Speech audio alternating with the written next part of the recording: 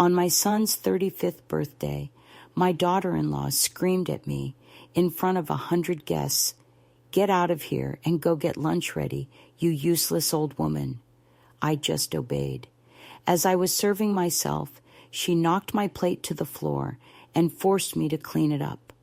I had set aside $40,000 to give her as a gift. Instead, I handed her an envelope with a photo inside that made her faint. "My name is Rebecca, and I'm 60 years old. I never thought that at this stage of my life, I'd be on my knees in the middle of my own kitchen, cleaning food off the floor, while 100 guests watched me through the open dining room door."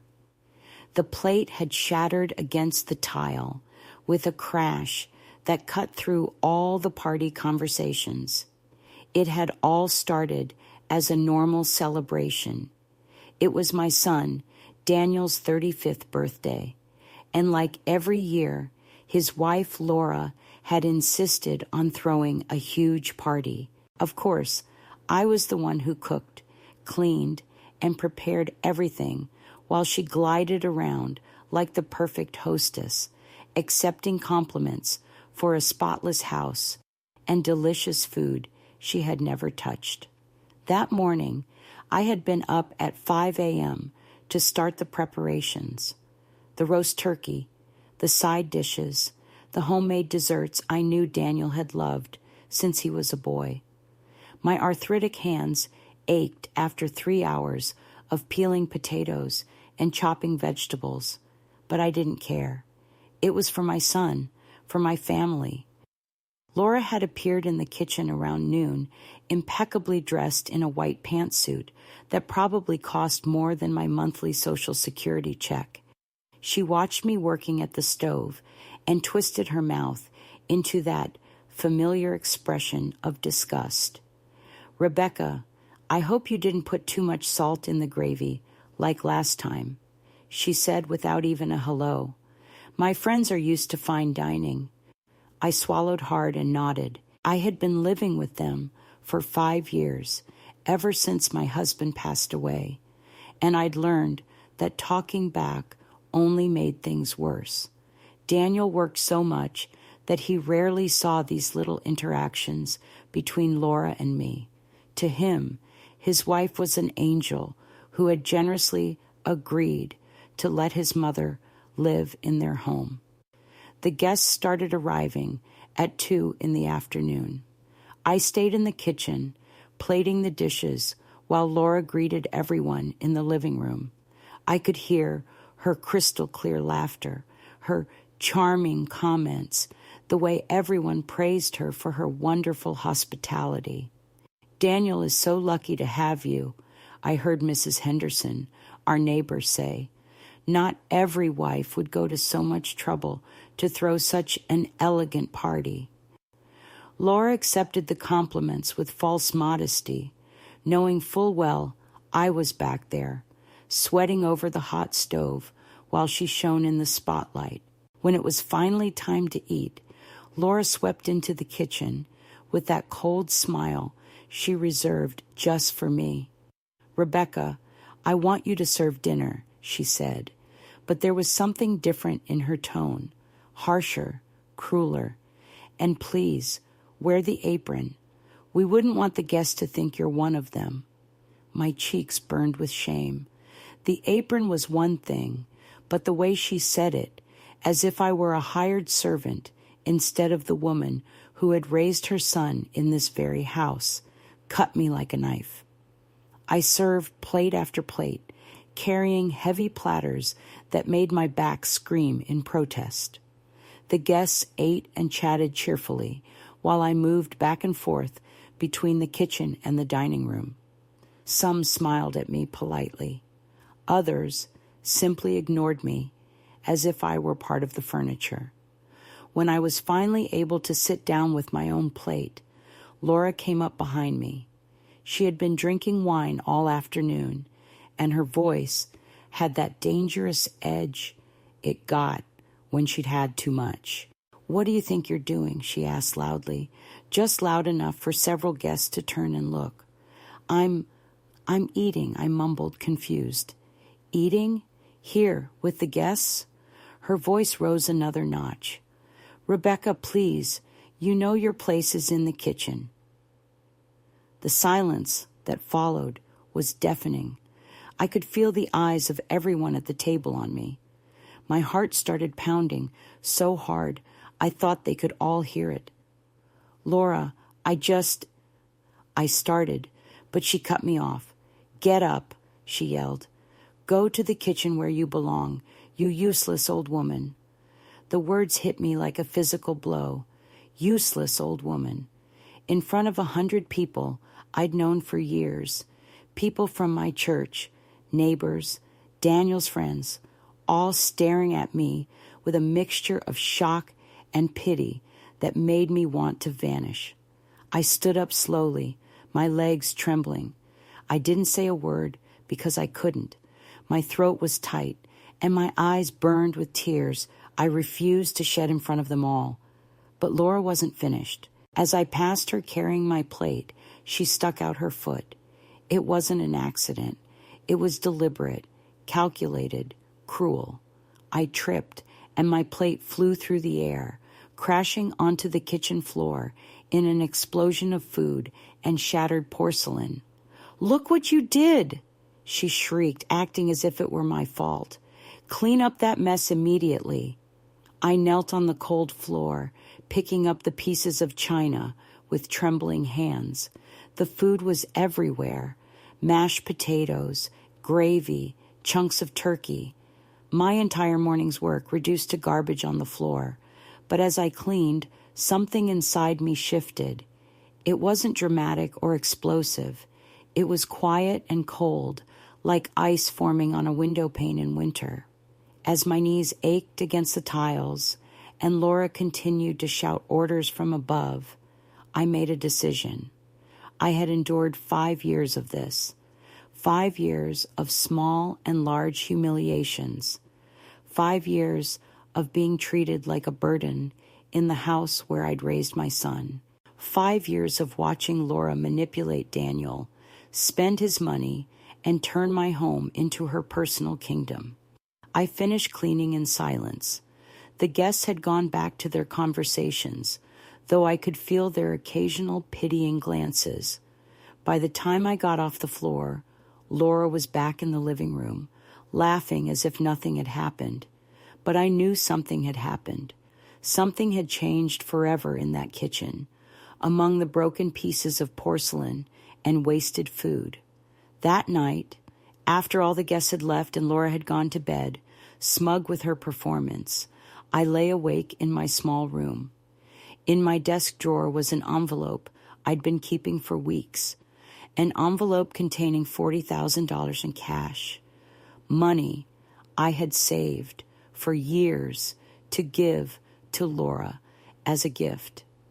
But now I had other plans for that money, plans Laura would never see coming. The $40,000 had been my secret for 3 years. Every month, when my Social Security check arrived, I'd put away what I could. $20 here, $50 there.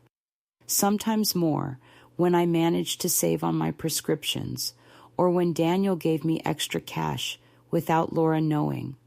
My plan had been to give the money to Laura for their upcoming wedding anniversary, thinking that maybe, just maybe, it would make her treat me better. How foolish I'd been. The morning after the party, I woke up with a clarity I hadn't felt in years. As I made coffee in the quiet kitchen, I took the envelope from its hiding place behind the spice jars. $40,000 in $100 bills, carefully counted and saved. Money Laura would never know existed. But there was another envelope, too, a smaller one I'd been secretly preparing for the last 6 weeks. This one didn't contain money. It contained something far more valuable, the truth. It had all started 2 months earlier when I'd gone to the grocery store and seen Laura coming out of a downtown hotel with a man who was definitely not my son. At first, I thought my eyes were deceiving me. I'm 60 after all, and my eyesight isn't what it used to be. But when I saw them embrace and kiss passionately next to the man's red sports car, I knew I hadn't been mistaken. Mark Reynolds. I recognized him immediately. He was Daniel's best friend from college, the best man at their wedding, the man who ate at our dinner table every Friday night, the man who hugged my son like a brother while sleeping with his wife in the afternoons. I couldn't sleep that night. I lay awake, wondering what to do. Should I confront Laura? But I knew my daughter-in-law well enough to know she would deny everything. She was a master of manipulation, an expert at making others doubt their own reality. So I decided to wait and watch and document. Over the next few weeks, I started paying attention in a way I never had before. I noticed Laura went shopping every Tuesday and Thursday afternoon, always in a rush, always a little too dressed up for simple errands. I noticed Mark visited our house more often when Daniel wasn't home, always with some excuse about dropping something off or picking something up. One afternoon, while Laura was in the shower after one of her shopping trips, I checked her phone. I know it was wrong, but after years of humiliation, my conscience had developed a few convenient cracks. The messages I found made me sick to my stomach.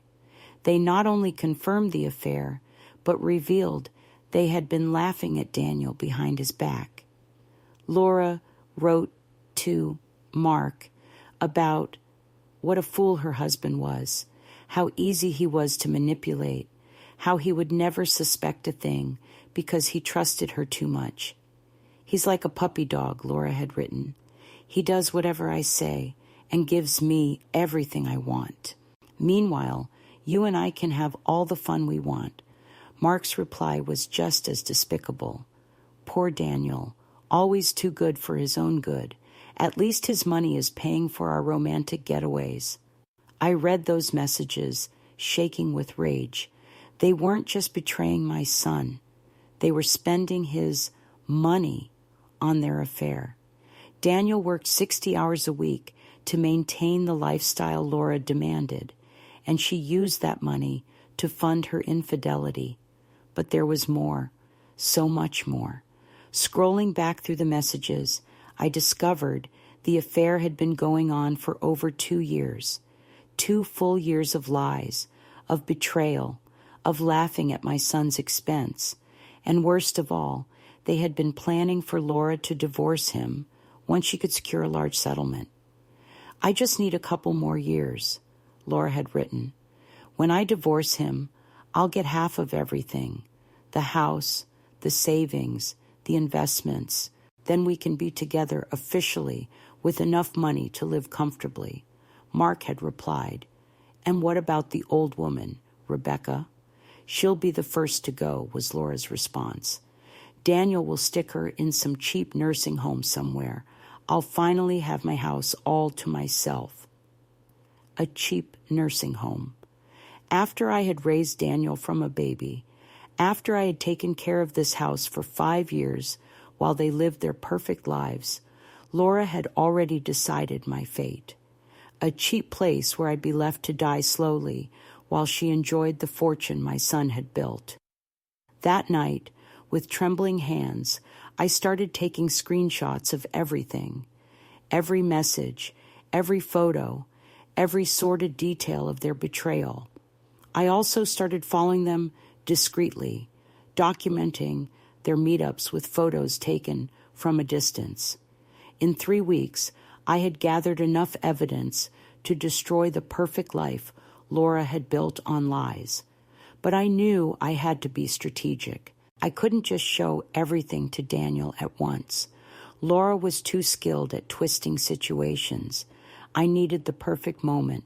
The perfect moment arrived the morning after the party, when Laura came down for breakfast with that satisfied smirk she'd been wearing since the night before. "Good morning, Rebecca," she said with fake sweetness. "I hope you learned your lesson last night. We don't want any more embarrassing scenes, do we?" I stared at her as I prepared her coffee exactly the way she liked it. 2 spoons of sugar, a splash of cream, as I had every morning for 5 years. "By the way," she continued, sitting at the table and admiring her perfectly manicured nails, "Mark is coming for lunch today. Daniel's in the important meeting until late, so make something special. You know how much Mark appreciates a good home-cooked meal."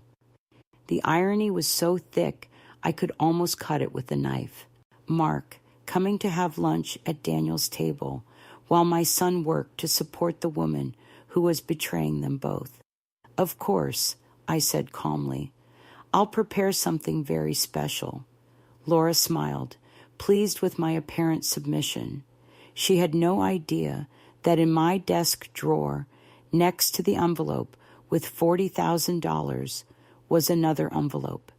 An envelope containing a single photograph that would change her world forever. A photograph I had taken the week before when I followed them to their favorite hotel. A clear, sharp, undeniable image of Laura and Mark in a position that left no doubt about the nature of their relationship. But that photo was just the beginning. What Laura didn't know was that I also had evidence of something much worse, something that wouldn't just destroy her marriage, but could destroy her entire life. As I watched her sip her coffee, carefree and arrogant, I savored the moment. Very soon, that smile would be wiped off her face forever. The truth had started to unravel 3 weeks earlier when I hired Samuel Evans, a private investigator who worked out of a small office above the downtown bakery. It wasn't a decision I took lightly. The $500 I paid him represented almost 2 months of my personal savings, but I knew I needed professional help. Samuel was a man in his 50s, discreet and efficient. When I showed him the first pictures I'd taken of Laura and Mark, he nodded with the expression of someone who had seen this story too many times before. "Mrs. Peterson," he had said, "I understand your situation, but you need to know that this might go deeper than you imagine." I didn't understand what he meant until he came back a week later with a file that changed everything I thought I knew about Laura. My daughter-in-law's real name wasn't Laura Miller, as she had told us when she married Daniel. Her real name was Catherine Vance, and she had a past she had carefully hidden for 7 years of marriage. "Your daughter-in-law was arrested in Nevada 10 years ago for marriage fraud," Samuel explained, showing me official documents. "She married 3 different men over a 2-year period, draining their bank accounts before disappearing." My hands trembled as I read the police reports. There were photographs of Laura, younger but unmistakably her, along with her aliases, Catherine Vance, Sophia Martin, Isabella Roberts. Each identity had been carefully constructed to trap successful, lonely men. "How is that possible?" I whispered. "Daniel did a background check on her before they got married. He's very careful about these things." Samuel smiled sadly. "Your daughter-in-law is a professional, ma'am. The documents your son saw were forgeries, birth certificates, university degrees, work references, all fabricated by a network that specializes in creating clean identities for con artists." The file contained much more. Laura had been legally married to a man named Robert Smith in Las Vegas when she married Daniel. Technically, her marriage to my son was void. But there was something even worse. "There's more," Samuel continued, his voice dropping to a whisper. Your daughter-in-law didn't work alone in Nevada. Her main accomplice was a man named Mark Reynolds. The world stopped around me. Mark, Daniel's best friend, the best man at his wedding, the man who had been eating at our table for 7 years while planning to destroy my son from the inside. Mark and Catherine worked together, conning 3 different victims, Samuel explained. The pattern was always the same. She would marry the target. He would become a close friend to gain their trust, and together they would empty the accounts before vanishing. Why didn't they disappear after scamming Daniel? I asked, though a part of me already knew the answer. Because Daniel turned out to be more valuable than they expected, Samuel replied. Your son built a considerable fortune over these years. Instead of stealing a fixed amount and running, they decided to stay and milk the cow for as long as possible. He showed me more documents, bank records showing regular transfers from Daniel's accounts to offshore accounts controlled by Laura and Mark. For 7 years, they had been systematically stealing small amounts that Daniel would never notice. $500 here, $1,000 there. In total, Samuel said, we estimate they've stolen approximately $250,000 during the marriage. $250,000, $250,000. The money Daniel had worked so hard to earn, money he believed was securing his family's future, had been flowing directly into the accounts of his 2 closest predators. But the worst was yet to come. There's something else, Mrs. Peterson, Samuel said, hesitating for the first time. Something I found while researching Catherine's past. He handed me a separate folder. Inside were newspaper clippings from 12 years ago, from a small town in Arizona. The headline sent a chill down my spine. Young woman disappears after confronting scammers. The victim's name was Eleanor Vaughn, a 26-year-old teacher who had discovered her fiancé was conning her along with his best friend. Eleanor had threatened to go to the police. 3 days later, she vanished. Her body was never found. Are you suggesting that Laura... I couldn't finish the sentence. I'm not suggesting anything, Samuel said carefully. But Catherine Vance and Mark Reynolds were in Arizona at that time, using other names, and Eleanor Vaughn had uncovered their scheme exactly as you have. I felt the air leave my lungs. Not only was Laura a professional con artist, but she was potentially something much worse, and I was living under the same roof as her, knowing her secrets. What do you recommend I do? I asked, my voice barely a whisper. Samuel closed the folder slowly. Be very, very careful, Mrs. Peterson. People like Catherine don't hesitate to do whatever it takes to protect their secrets. If she suspects you know something. He didn't need to finish the sentence. I understood perfectly. That night, I returned home with the file hidden in my grocery bag. Laura was in the living room watching television, laughing at some romantic comedy. She seemed so normal, so innocent. But now when I looked at her, I saw the predator she truly was. How was your day, Rebecca? She asked, without turning to look at me. I hope you didn't spend too much at the supermarket. You know, Daniel worries about expenses. The irony was nauseating. Laura, who had stolen $250,000, scolding me for spending money on food. It was a normal day, I replied, keeping my voice steady. Nothing special. But as I went up to my room, I knew everything had changed. On my desk, next to the envelope with $40,000 and the photograph of Laura with Mark, I now had something far more powerful. the complete evidence of who Catherine Vance really was. Daniel would be home in 2 hours. Laura would be waiting for him with her perfect smile and her Judas kiss. Mark would come for dinner on Friday, as always, playing the part of the loyal best friend, but this time would be different. This time, I would have the chance to expose the two predators who had been feeding on my family for years. I just had to find the perfect moment, and that moment came sooner than I expected. The next day, Laura announced she wanted to host a special dinner to celebrate Daniel's promotion at work. An intimate dinner, she said, just for close family and a few special friends.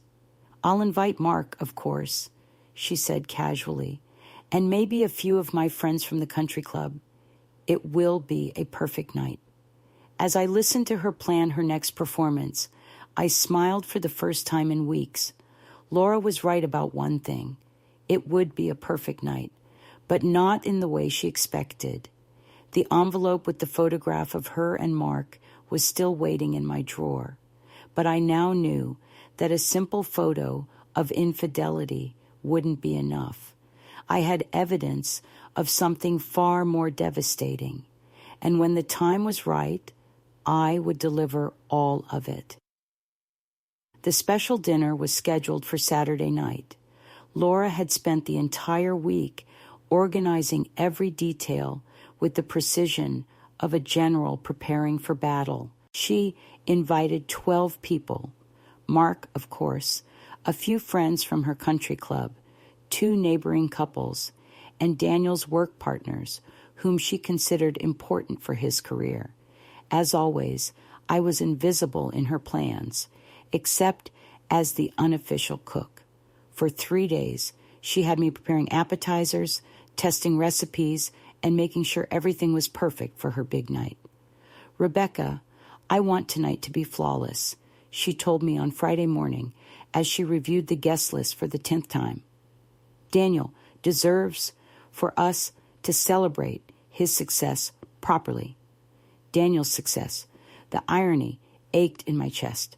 My son had worked 16-hour days for months to get that promotion, sacrificing time with friends, hobbies, even me, all to give Laura the lifestyle she demanded, never knowing she had been systematically robbing him for 7 years.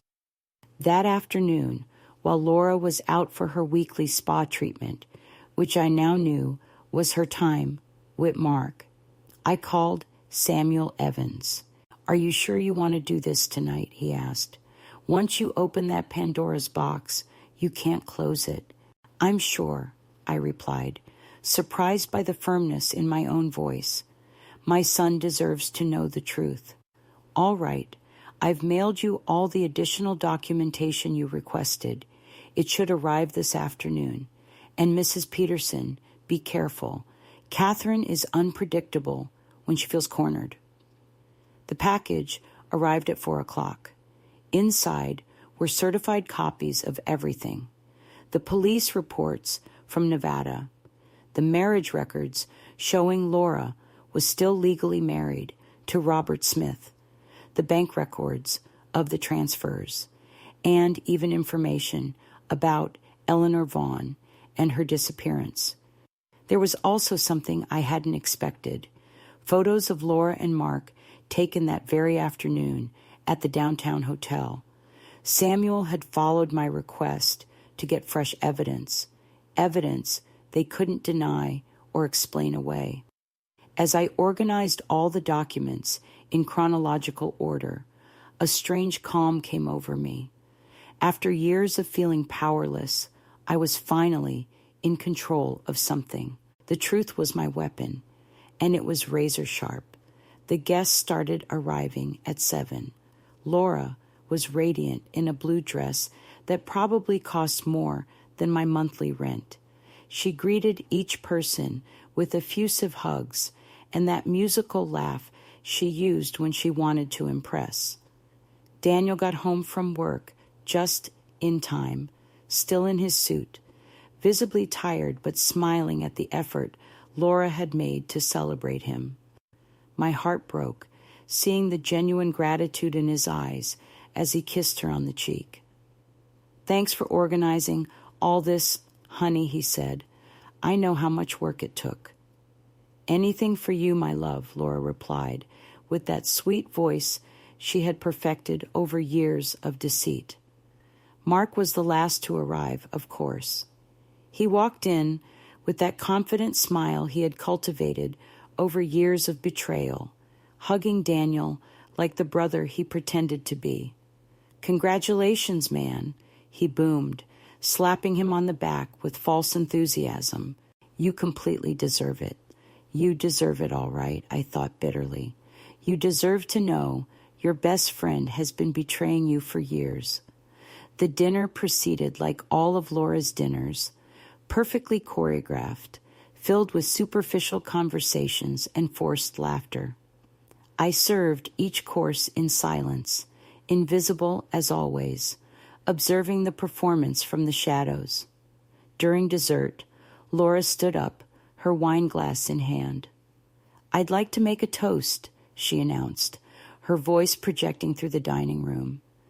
"To my wonderful husband, Daniel, who worked so hard to give us this beautiful life, and to our dear friends, especially Mark, who has been like a brother to us all these years." Everyone raised their glasses. Mark smiled and winked at Laura in a way that only I noticed. Daniel beamed with pride, clueless that he was toasting his own betrayal. "And of course," Laura continued, her gaze finding mine from the kitchen, "to family, to those who understand their place and their role in our lives." That was the last straw, their place and their role, as if I were an employee instead of the mother who had raised the man supporting her. I slowly took off my apron and walked into the dining room. Everyone stared at me in surprise. I never interrupted Laura's dinners. "Laura," I said, my voice calm but clear, "I think there's something you should see." Her smile faltered for a moment. "Rebecca, we're in the middle of a celebration. Whatever it is can wait." "No," I replied, pulling the envelope from my apron pocket. "This can't wait." The silence in the dining room was palpable. Daniel looked at me, confused, while Mark had gone noticeably pale. "What is that?" Laura asked. But there was something in her voice that suggested she already knew. "It's a gift," I said, extending the envelope toward her. "Similar to the one I was planning to give you. $40,000 I'd saved for years, thinking maybe it would earn me your respect." Laura blinked, clearly thrown by the change in my demeanor. "But after Daniel's birthday party last week," I continued, "I decided you deserved something different, something more appropriate." With trembling hands, Laura took the envelope. The room was so quiet I could hear the paper crinkle as she opened it. The first thing she saw was the photograph, the clear, sharp, undeniable image of her and Mark in a compromising position outside the downtown hotel, taken just hours earlier. The color drained completely from her face. Her legs wobbled, and for a moment I thought she was going to fall. What is this?" she whispered, though we both knew exactly what it was. "Keep looking," I said quietly. "There's more." With shaking fingers, Laura pulled out the next document, a certified copy of the marriage record between Catherine Vance and Robert Smith, dated 2 years before her wedding to Daniel. Mark had shot up from his chair, his face a mask of panic. Daniel was looking back and forth between the photo and his wife, trying to process what he was seeing. "Laura," Daniel said, his voice barely a whisper. "What is this?" But Laura didn't answer. She was staring at the third document, The police report from Nevada, identifying her as Catherine Vance, wanted for marriage fraud. That's when she collapsed. It wasn't an elegant faint, like in the movies. It was a complete, total, devastating breakdown. Her body folded in on itself, as if she'd taken a physical blow, and she fell to her knees on the dining room floor.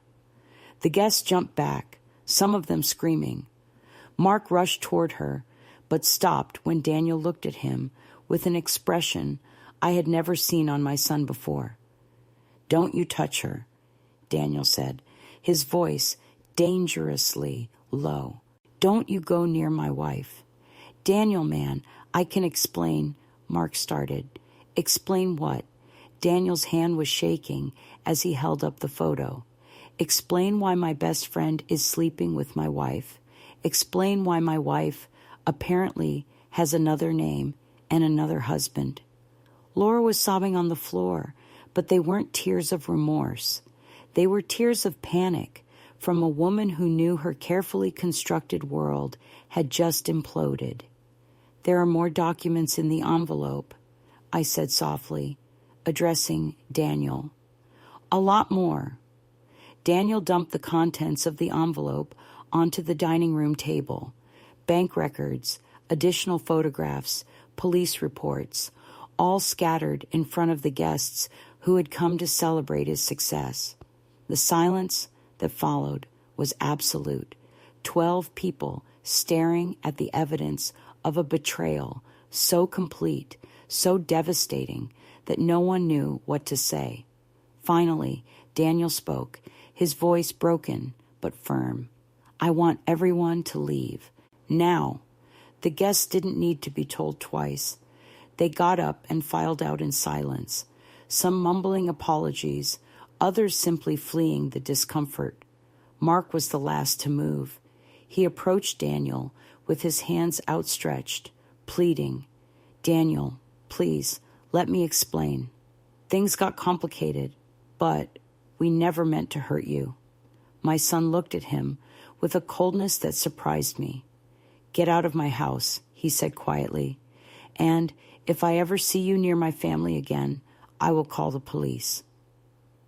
Mark glanced at Laura, still sobbing on the floor, then at me. His eyes met mine, and I saw something there that chilled my blood. It wasn't remorse. It was a threat. After Mark left, Daniel knelt beside Laura, not to comfort her, but to speak. "How much of this is true?" he asked. Laura lifted her head, and for the first time in 7 years, I saw her real face. Without the mask of the perfect wife, without the act of the grateful daughter-in-law, it was the face of Catherine Vance, the professional con artist. "All of it," she whispered. "All of it is true." And with those 4 words, my son's marriage came to an end. The days that followed the dinner were like watching a building crumble in slow motion. Laura, or Catherine, as we now knew was her real name, didn't get up from the dining room floor for nearly an hour after the guests left. She just stayed there, sobbing, shaking, occasionally muttering incoherently about how everything had gone wrong. Daniel had sat in his chair, staring at the documents scattered across the table. He hadn't yelled, hadn't exploded in fury, as I had expected. Instead, there was a stillness about him that scared me more than any outburst. "Mom," he had finally said, his voice barely audible. "How long have you known?" The question pierced me like an arrow. 6 weeks, I admitted. I started suspecting 2 months ago, but I didn't have proof until 6 weeks ago. He nodded slowly, as if processing every word. "Why didn't you tell me sooner?" "Because I knew she would find a way to make you doubt me," I answered honestly, "and because I needed to be absolutely sure." That night, Daniel stayed up until 4 a.m, reading every document, verifying every detail. Catherine had gone up to the master bedroom and hadn't come out since. I could hear her occasional sobs through the walls, but they no longer sounded like remorse. They sounded like self-pity. The next day, Daniel hired a lawyer. Margaret Thompson was a stern woman in her 60s who specialized in complicated divorces and marriage fraud. When Daniel showed her all the evidence Samuel had gathered, her eyes lit up with the satisfaction of a predator who had found easy prey. "This is more than enough," she told Daniel during their first meeting. "The marriage is void due to bigamy. She has no claim to any marital property. In fact, we could sue her for the $250,000 she stole." But Daniel was too good for his own good, even after everything he'd discovered. "I just want her gone," he told me that night. "I want her out of our lives forever." Catherine had been locked in the bedroom for 3 days when she finally came downstairs. She looked awful. Puffy eyes, disheveled hair, wearing the same clothes from the night of the dinner. But when she saw me in the kitchen, something in her eyes changed. The despair transformed into something more dangerous. "This is your fault," she said, her voice hoarse from crying. "You destroyed my life." I turned slowly to face her. "I didn't destroy anything, Catherine. You built your life on lies, and lies always collapse eventually." Her face contorted with fury. "My name is Laura. I am Laura Miller. I've been a part of this family for 7 years.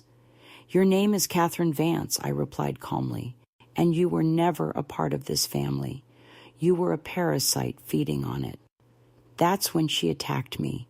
She lunged at me with her nails out, screaming obscenities. For a moment, I feared for my life, but Daniel appeared in the kitchen just in time, grabbing her by the arms and holding her back.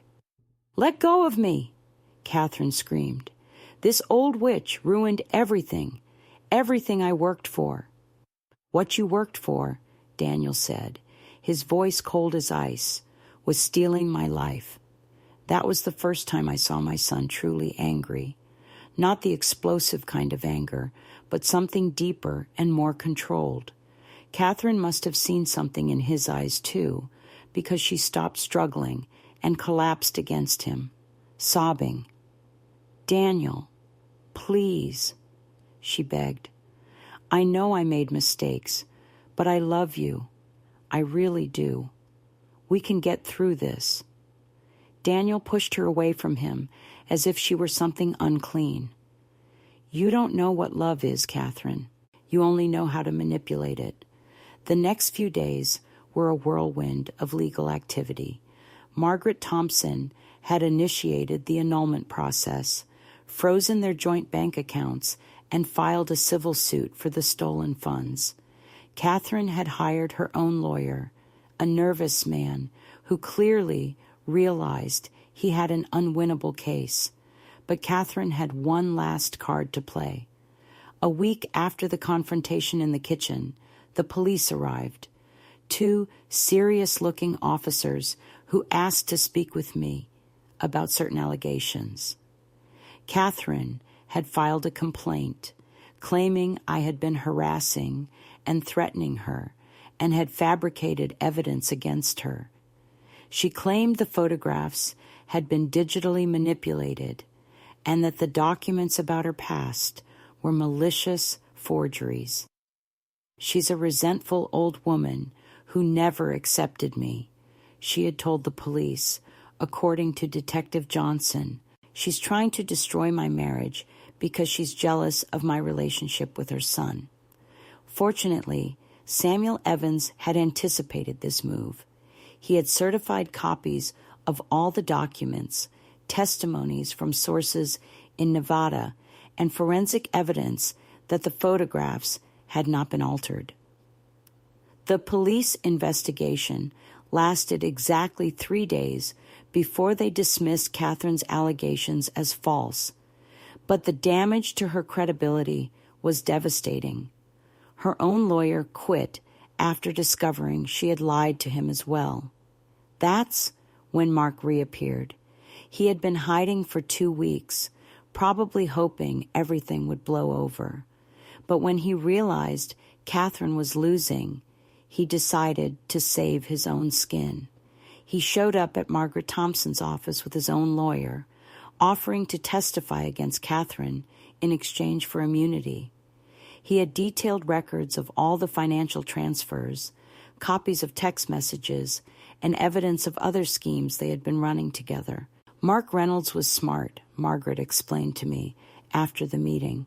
He realized Catherine would drag him down with her if he didn't act first. His testimony seals the case completely. Catherine learned of Mark's betrayal that same afternoon. Her reaction was spectacular, even for her. She showed up at the house screaming, breaking things, threatening to tell the truth about everyone. "Mark and I were a team," she yelled, as Daniel called the police. "If I'm going down, he's coming with me. And you too, Daniel. You're all going to pay." But her threats were empty. Without Mark as an ally, with no money for decent lawyers, and with all the evidence against her, Catherine had no power left to hurt anyone.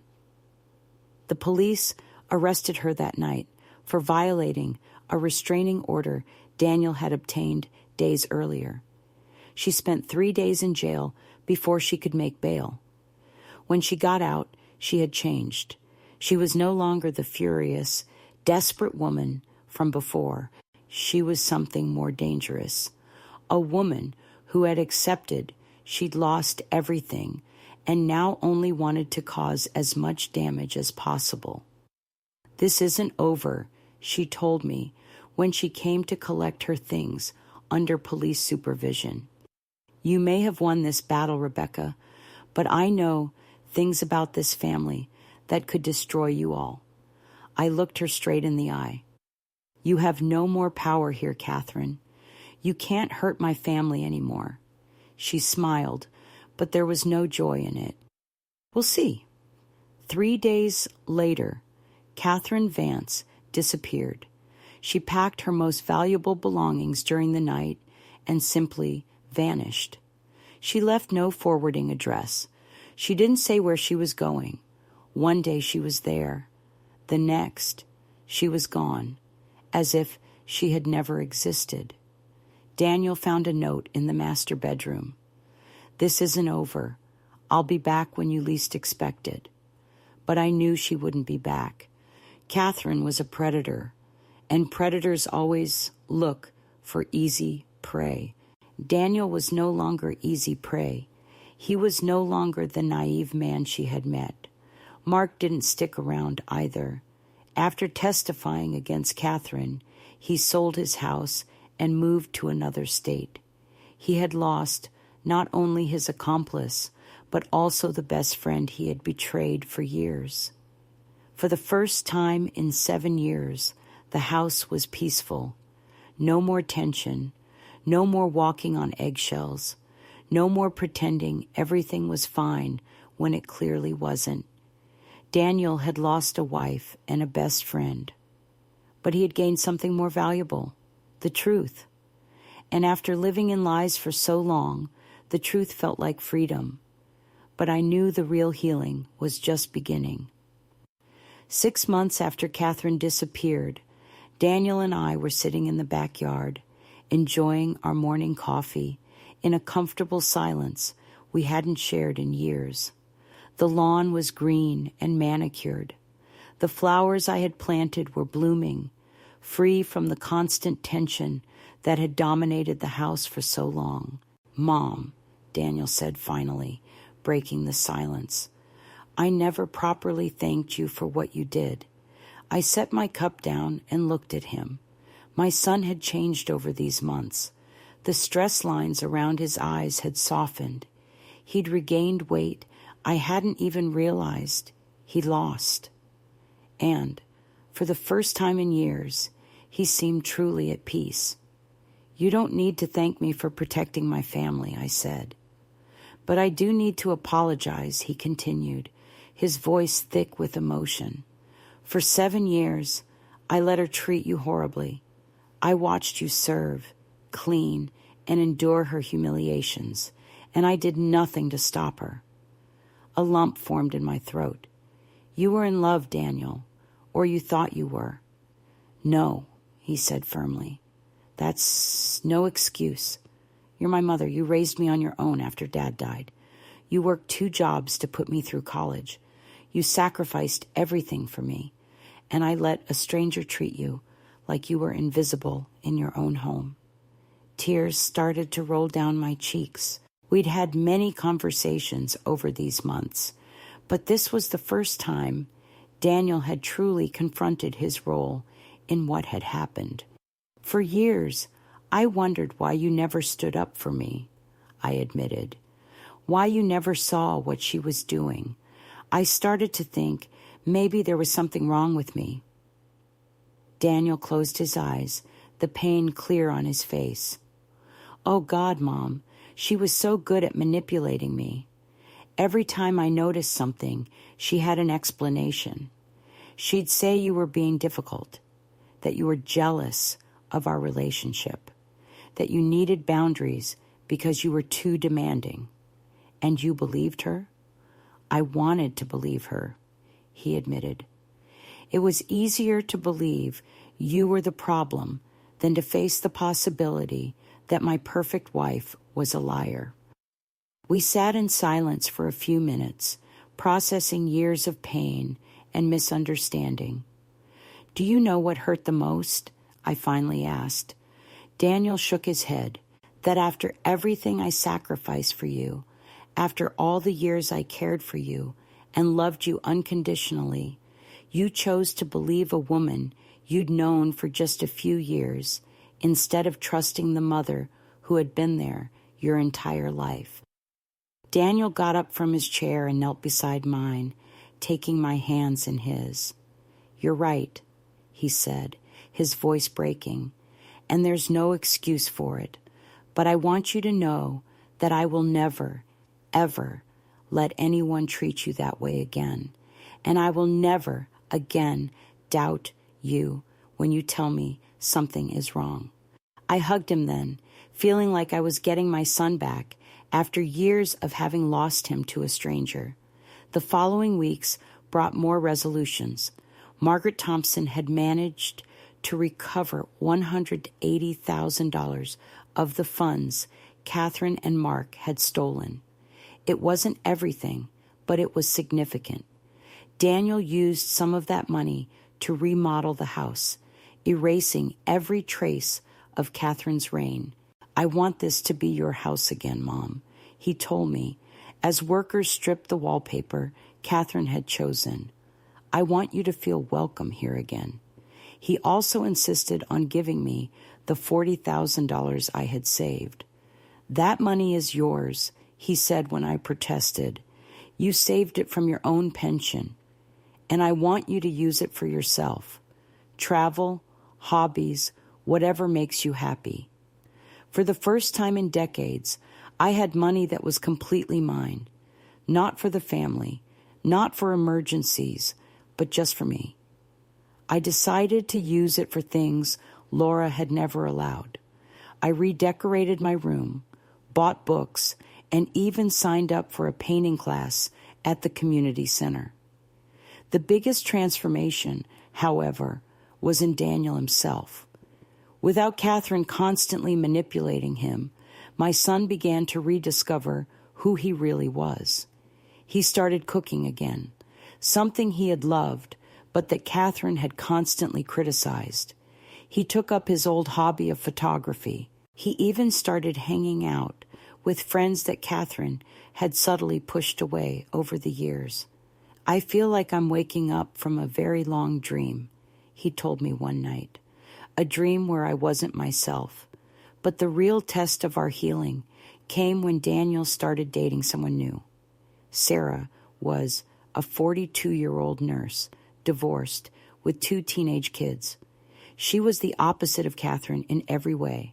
Practical instead of glamorous, honest instead of manipulative, genuinely kind instead of calculatingly charming. The first time Daniel asked me what I thought of her, my heart stopped. For years, I had learned to keep my opinions to myself, to smile and nod no matter what I really felt. "I want your honest opinion, Mom," he said. "If there's something you don't like about Sarah, I need to know. I'm never going to ignore your instincts about people again." "I like her," I said, and it was completely true. She's genuine.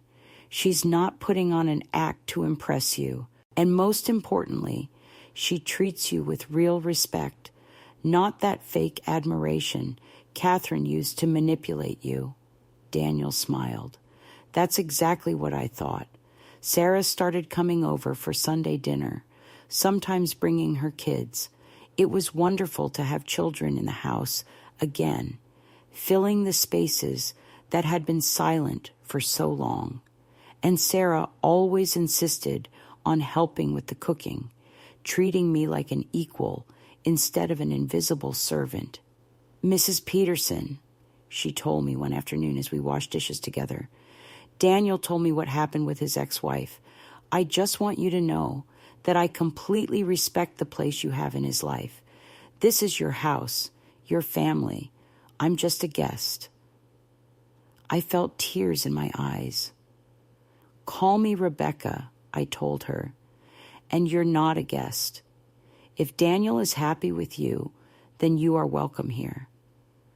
A year after Catherine's disappearance, we received news of her one last time. She had been arrested in Florida under another name, charged with scamming a man in his 80s. Apparently, she had gone back to her old tricks, but this time she had picked the wrong victim, a retired detective who had seen through her lies immediately. "Do you feel anything for her?"